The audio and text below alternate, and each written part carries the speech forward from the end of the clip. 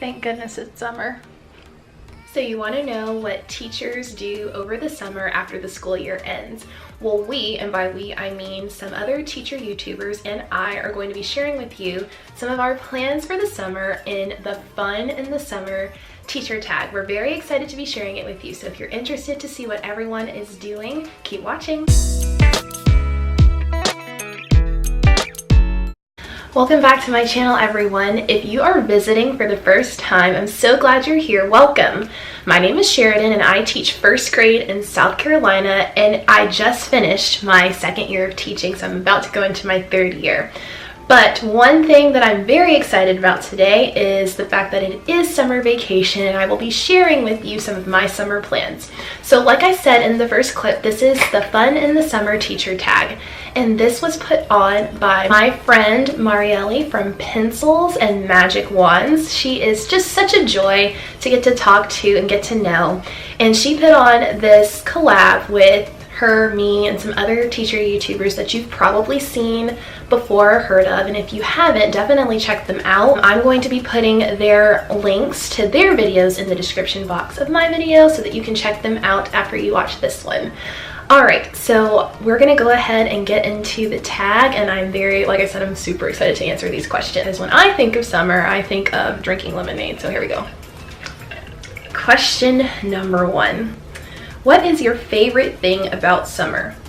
My favorite thing about summer, honestly, is just being able to rest, not being on any sort of schedule, being able to really just go with the flow. I still wake up early just because I just think my biological clock runs that way. I don't know.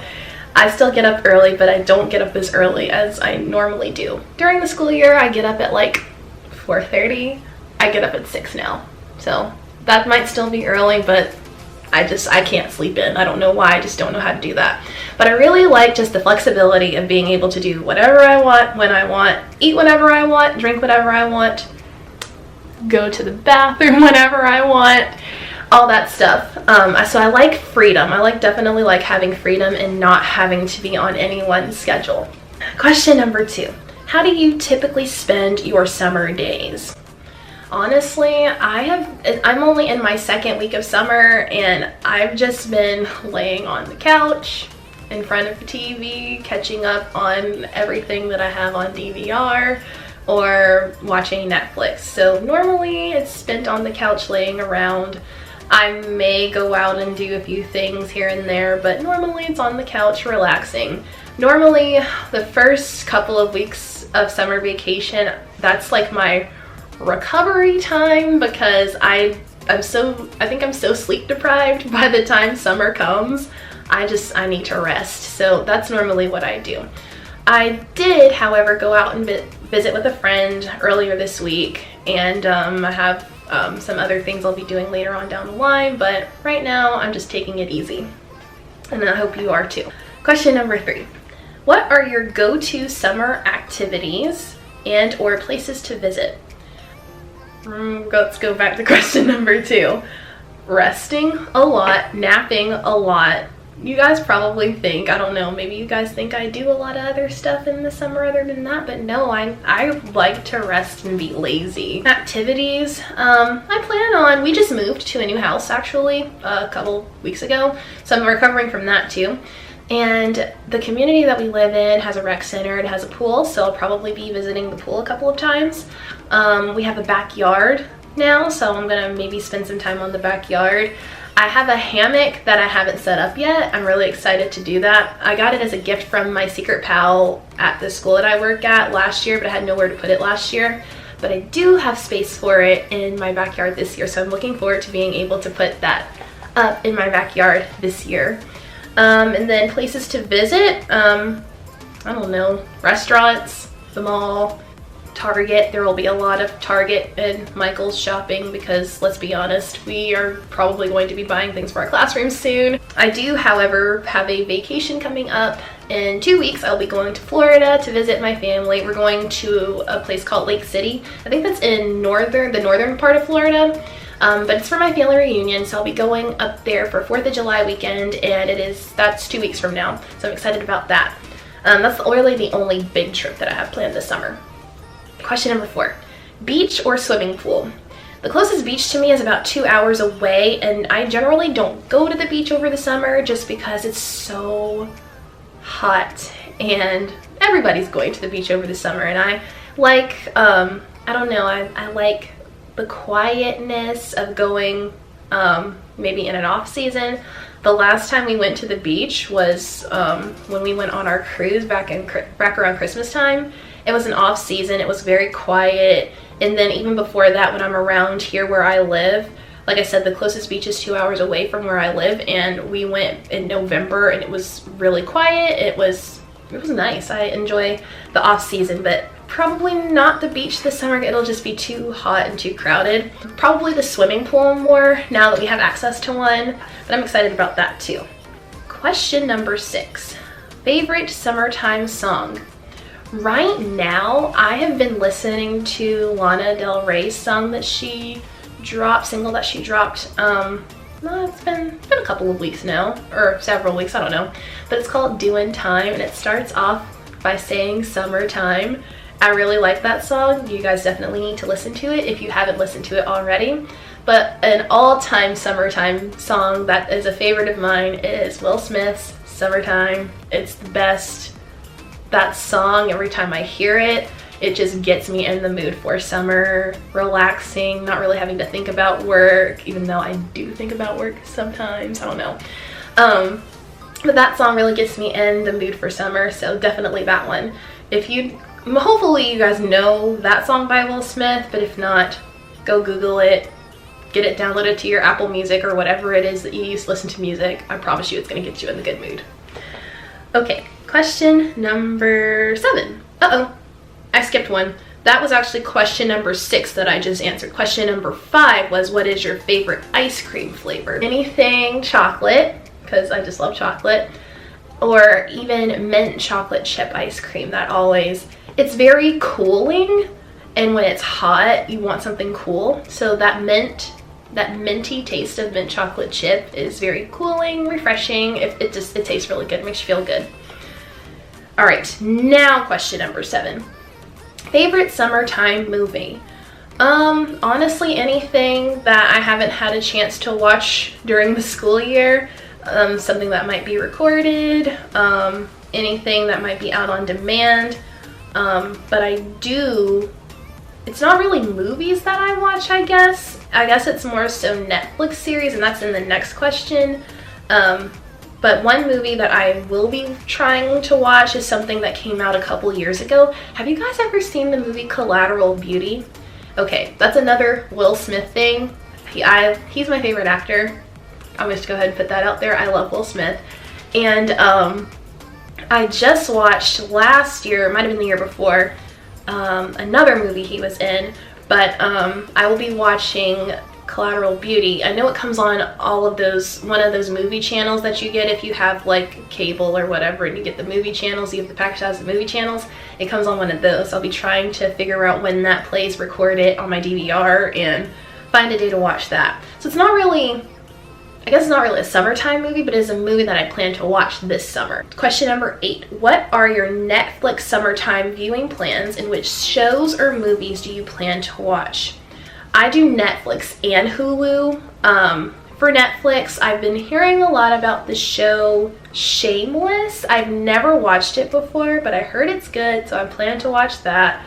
I plan to catch up on Marie Kondo's Tidying Up. I've already watched a couple episodes of that, and listen, that show just makes me so happy, but it also convicts me a little bit because it shows me how much stuff I have, and if you've watched it, you know exactly what I'm talking about, but it shows me how much stuff I have and how much work I need to do to get organized, but it relaxes me in a way to kind of watch that. Gives me inspiration to go tidy up my room and some things in my house. And I plan to watch When They See Us. I have heard so many good things about that series, that show.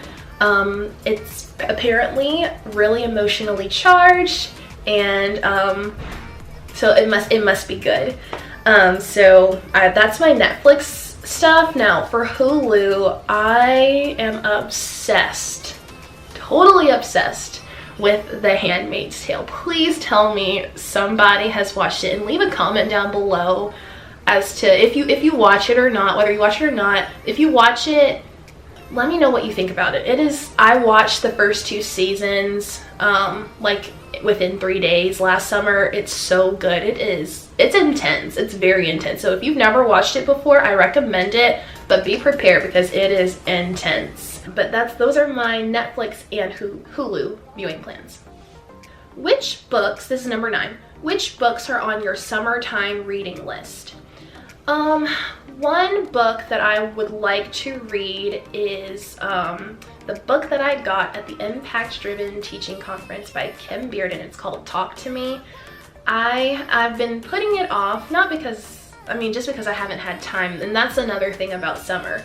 I've always loved reading, but I never have time to do it with grad school and teaching. I just don't have time to do it, but I plan to read that book. I've heard from some of the people that have already read it that they like it. And then there is a book called Why Are All the Black Kids Sitting Together in the Cafeteria? I really hope that I said that title correctly. I really want to read that book as well.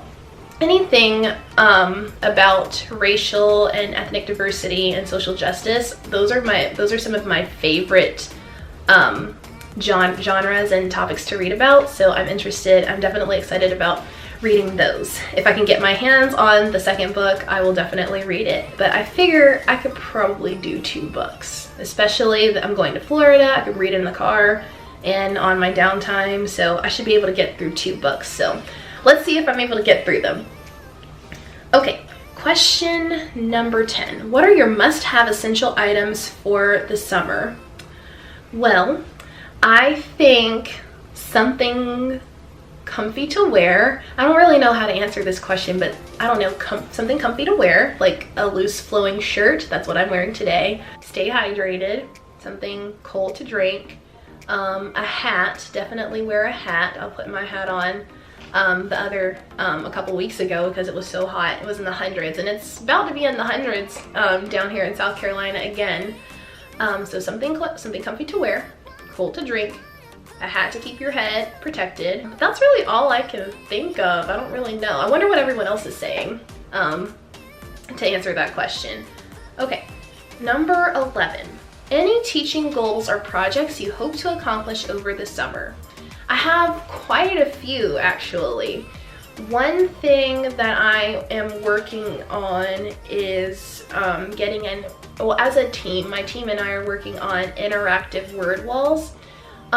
We talked as a team at our planning meeting. We had a big planning day, so it took like half of our class day, half of our school day, and we had a planning day in our conference room with our admin and our reading and math coach and everything. And one thing that we discussed that we wanted to try was an interactive word wall. And an interactive word wall, then you can find this on Pinterest, Google it, it'll come up. What it is it's more accessible to the kids. And I agreed with this just because in my classroom, my word wall, if you remember from my classroom prep videos from last year, my word wall was on like the partition dividing my classroom, and then the classroom next to me was on that partition. And it was cool, but the words weren't accessible. Like some of them were way too high. I mean, my kids, they're small, so they couldn't really see them. So if we do an interactive word wall, maybe do the alphabet, and then like I've heard of people using the ribbon and then Velcroing it. Well, they can take that word off and then use it when they need it and then put it back. But there are a lot of ideas on Pinterest about interactive word walls that we are looking into, and I think we're going to try that out this year. It's going to really help them with their spelling, with their use of common words that they use all the time. They won't have to guess as much. They will be able to go get that word and put it back when they're done. And that's a routine that we'll try to teach as well. Another thing that I plan to work on is I was super slack about my I guess staying on top of behavior management. And by the end of the year, and this happens to everybody, it just gets to the point where we're tired, the kids are tired, and we're throwing caution to the wind, and I don't want to do that anymore. I want to have, I'm working on this right now actually, but I want to have set in stone a really good classroom management, behavior management plan that is workable, is easy for the kids to understand, and easy for me to be consistent with. I tried something out, and I'm working on making this approach that I'm doing, that I started trying out back in the beginning of April, I believe. I'm working on something that helps the kids hold each other accountable for their behavior. I'm trying to do a little more research through some scholarly journal articles about how that can tie into behavior management. So I'm working on something. It's going to be huge. I want to try it out on my class next year, and then if it's successful, and I think it will be, but if it's successful, I want to offer it up to you guys and maybe talk about it on here along the way. Another thing that I'm working on is project-based learning. I will be getting my project-based learning endorsement within my grad school degree, my master's in teaching degree. I will be getting my project-based learning endorsement within that. So I'm going to be asking around and asking for some advice on project-based learning. So if you have any ideas, I don't really know a whole lot about it, but I'm excited to learn and excited to see what the kids are going to do in order to get that going. So if you have any ideas or advice for me, please leave them in the comments down below. So yes, I have a lot of teaching goals and stuff going on this summer. All right, question number 12. Any professional development plans? Yes, I do have some. I will be attending a behavior intervention training sometime in July, mid-July sometime. But other than that, that's really the only thing other than, oh yeah, I'm on my school's PBIS committee. If you know, Positive Behavior Intervention and Support, that's what PBIS stands for.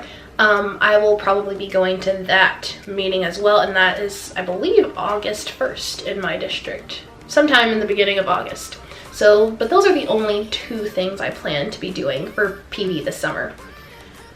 Question 13. When do you start preparing to go back to school? When is your first day back?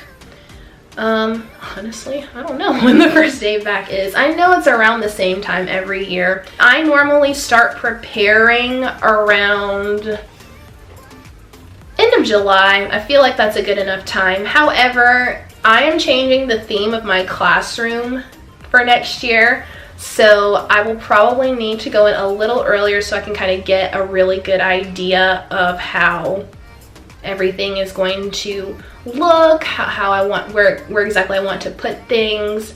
And I plan to share that with you when I'm setting up my classroom this summer, so be on the lookout for that. I'm really excited about it. I haven't really gone shopping just yet for that, but I'm really excited about the vision that I have in my head for my room, and I'm thinking it's going to be a lot more engaging than what I previously had. As far as the next, or the first day of school, I'm looking on the calendar right now to see when it will be.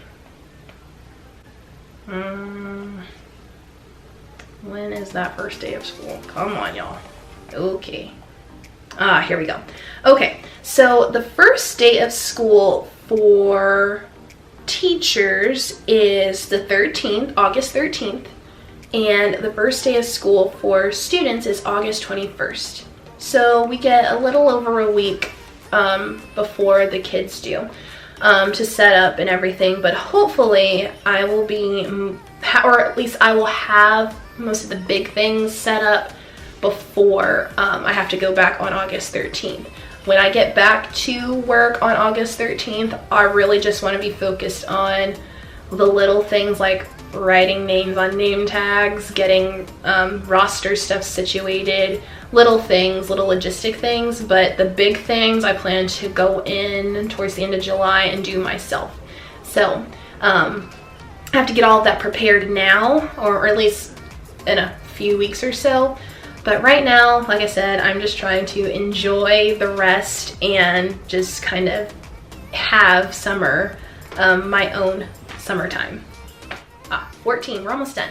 Okay, describe your perfect summer day. My perfect summer day is a day where I am on my own time, my own schedule. I can do whatever it is that I need to do and not feel rushed, whether that's going to the mall, going to the beach, even though I probably won't be going to the beach this summer, going to the pool, going outside to do something fun or do something relaxing or just get some fresh air, hanging out with friends. My perfect summer day is just my own time used the way that I want to use it. If I want to lay on the couch and be lazy, that's a great summer day for me.